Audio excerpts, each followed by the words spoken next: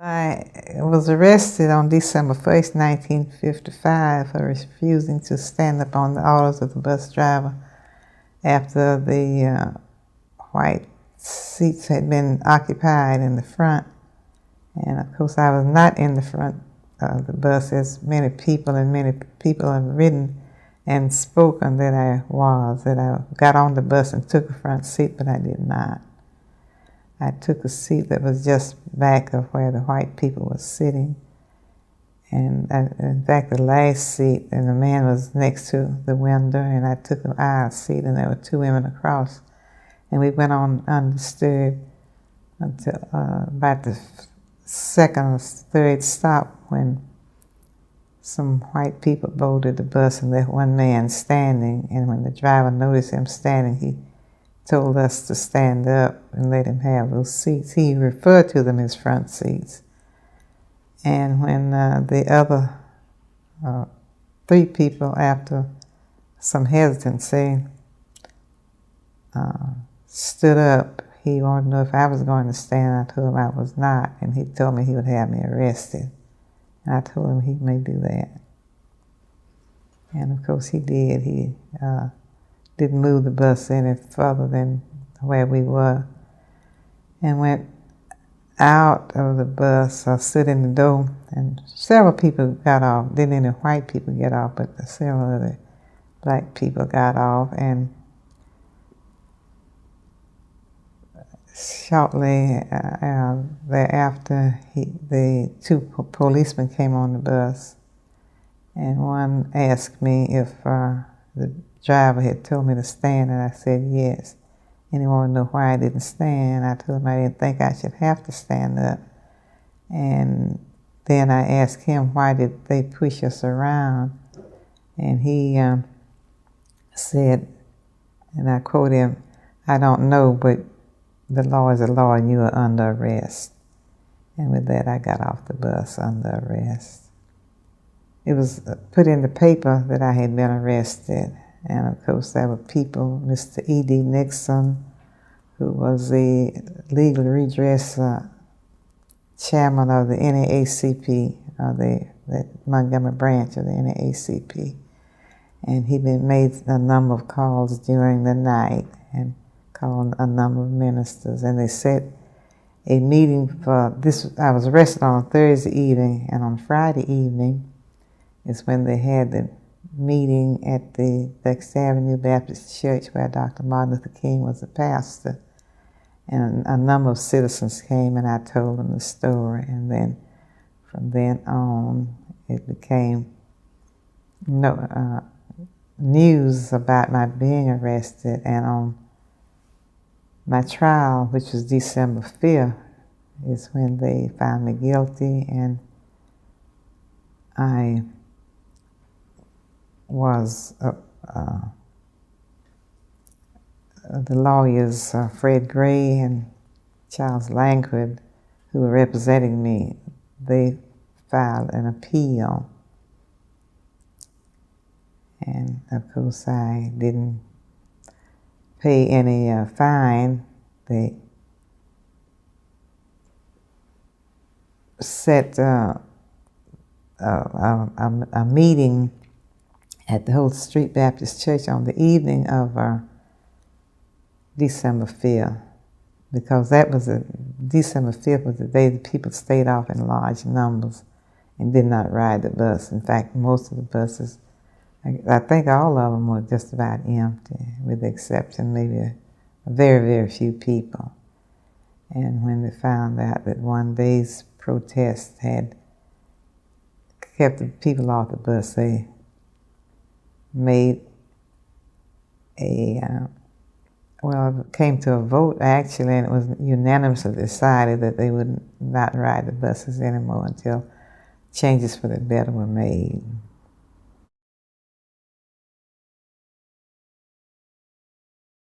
I don't remember feeling that angry, but I did feel determined to take this as an opportunity to let it be known that I did not want to be treated in that manner, and that we as people had endured it far too long. However, I did not have, at the moment of my arrest, any idea of how the people would react. And since they react favorably, I was willing to go on with their desires. And of course, we formed what was known as the Montgomery Improvement Association on the afternoon of December 5th. And that is when Dr. Martin Luther King became very prominent in our movement, because he was chosen as a spokesman and the president of the Montgomery Improvement Association.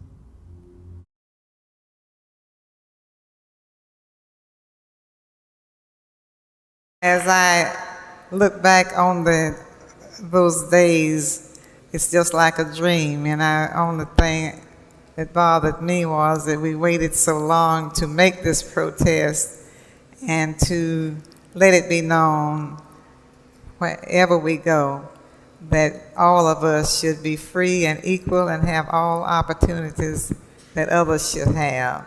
When I was arrested, I was 42 years old. And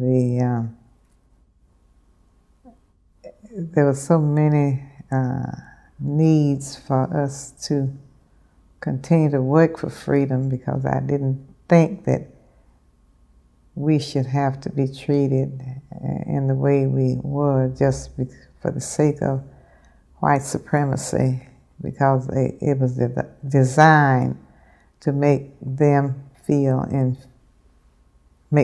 superior and us feel inferior.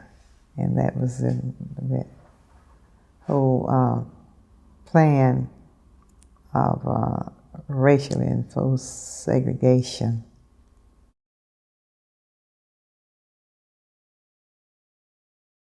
Back in Montgomery, during my growing up there, it was completely legally enforced racial segregation, and of course I struggled against it a long time. I felt that it was not right to be deprived of freedom when we were living in the home of the brave and the land of the free.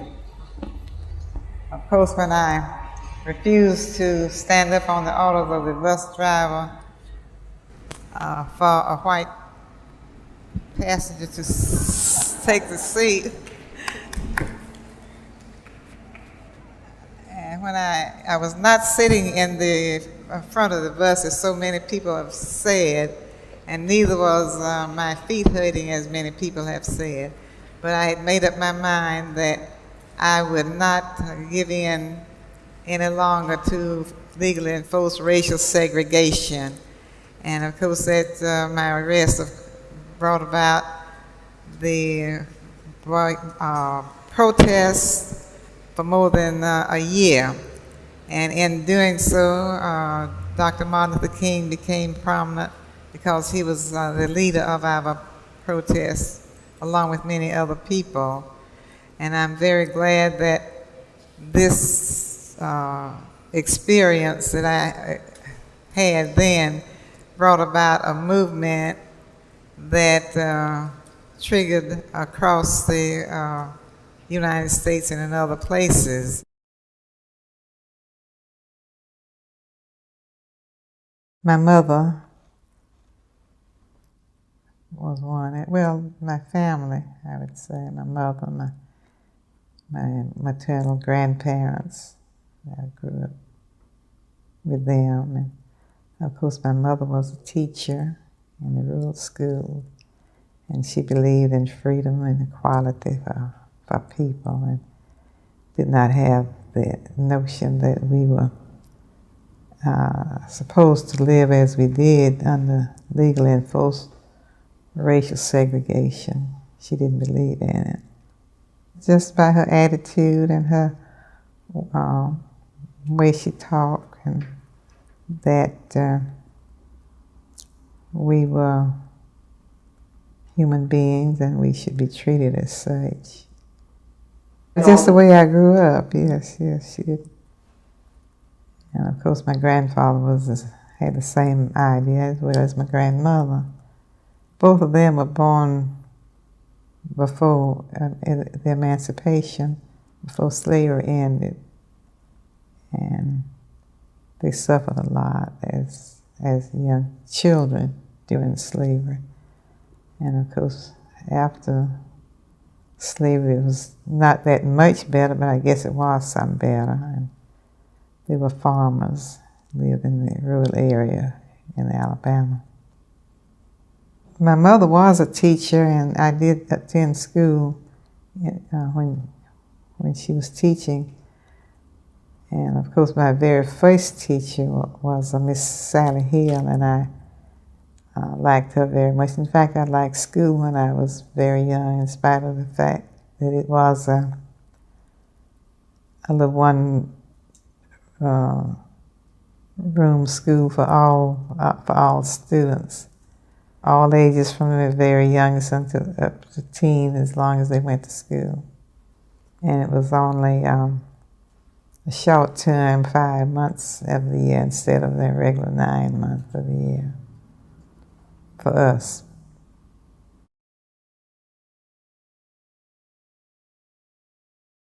I want to let you know that all of us should be free and equal and have equal opportunity. And that is what I'm trying to instill and encourage and inspire young people to reach their highest potential.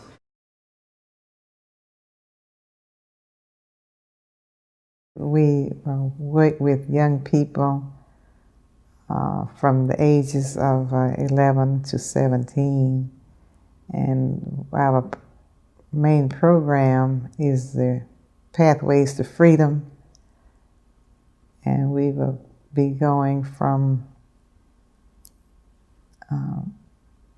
Memphis, Tennessee, through 10 other states and Washington, D.C., and in Canada. And it begins July 14th and ends August 8th. And we hope to take as many young people and their chaperones throughout these areas and stop and have workshops and programs. And they'll be traveling by buses rather. And we hope that that will inspire and give them a sense of history, and also to encourage them to be concerned about their health, the history, and to be motivated to reach their highest potential. And we always encourage them to have a spiritual awareness, because I feel that with the spirit within and our belief in ourselves and our faith in God, that we will overcome many obstacles that we could not with negative attitudes. I want to always think in terms of being positive and them being positive and believing in themselves and believing that they should be good citizens and an asset to our country and and to the world. And I believe in peace too, and not violence.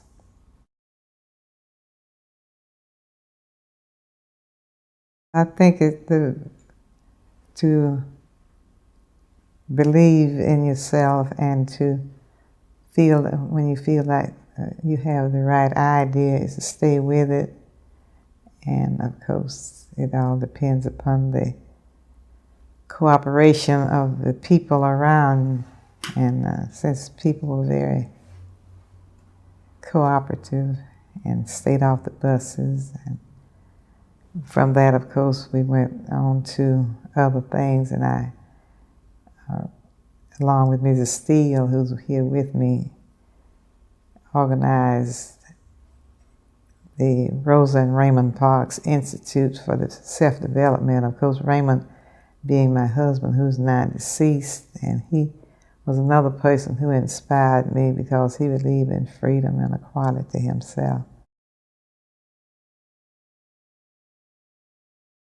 I think the American dream should, to have a good life and to live well and to be a good citizen. I think it should apply to all of us, and that it is the land of the free and the home of the brave, and I believe it should be just that with all people who can think of themselves as human beings, and that they will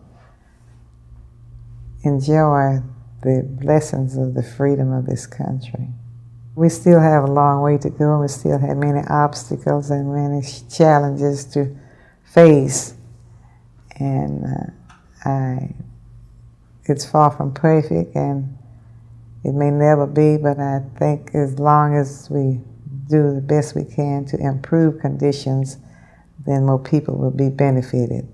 I try to not think of those things that we cannot control, but I think if we continue to work with positive attitudes, that conditions will be better for more people.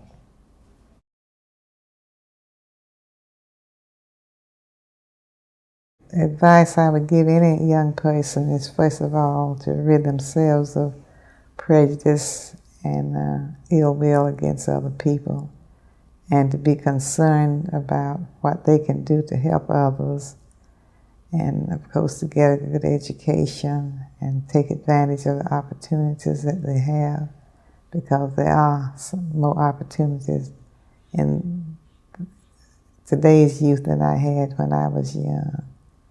And whatever they do, to think positively and be concerned about other people as well as, and of course I think in terms of them being able to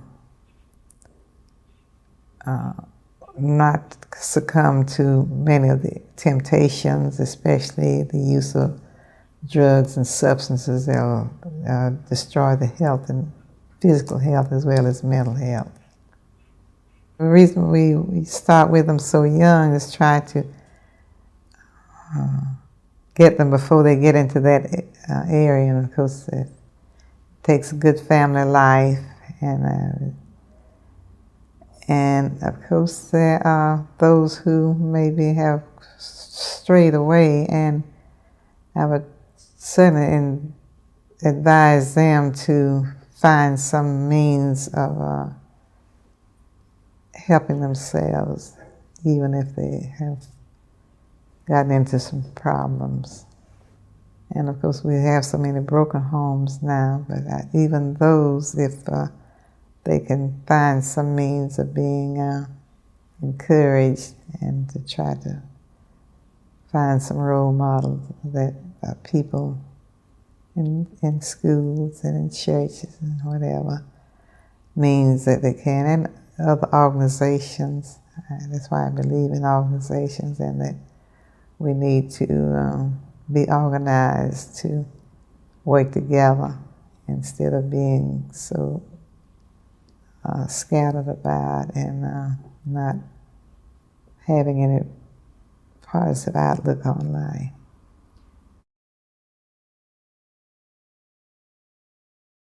When I first met him, it was before I was arrested.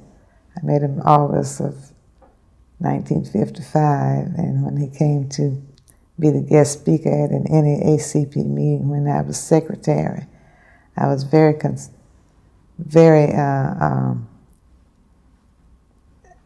impressed with his delivery as a person, as a speaker rather, and of course his genuine friendliness as a person.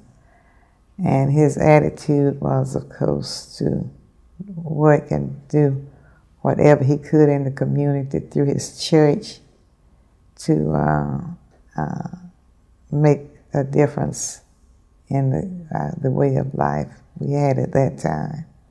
And I was really impressed by his leadership, because he seemed to have been a very genuine and very concerned person, and I thought a real Christian.